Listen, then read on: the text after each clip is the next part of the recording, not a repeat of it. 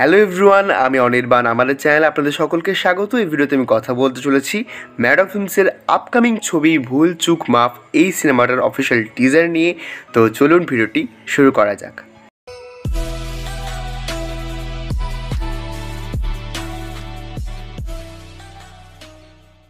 Maddox Maddox Maddox, we like it and we can't avoid ইট।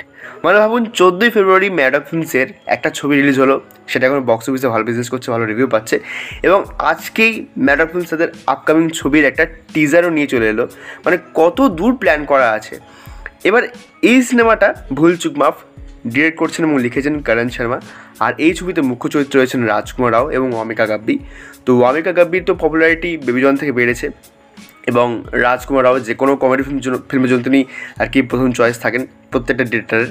তো এই টিজারটা মাত্র 1 মিনিট 23 সেকেন্ডের টিজার, এবং এই টিজারটা বেশ একটা ঠিকঠাক এন্টারটেনিং টিজার হয়েছে।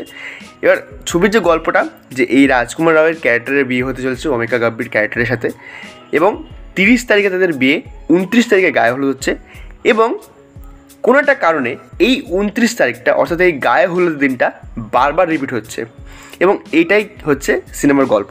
দেখুন, টাইম লুপ নিয়ে হলিউডে প্রচুর ছবি হয়েছে, ভারতে একটা ছবি মানে ভারতীয় ছবি হয়েছে।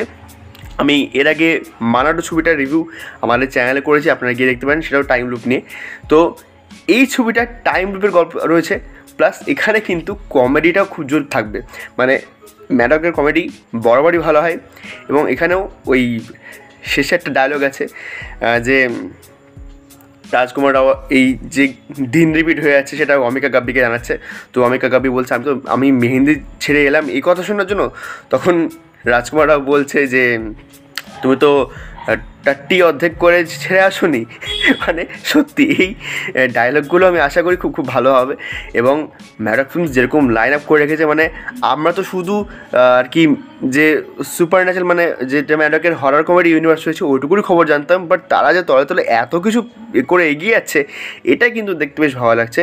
এবং আমি আশা করব যে এই ছবিটা খুব ভালো হবে, এবং কমেডি ছবি ম্যাডক খুব মানে ভালোই করে।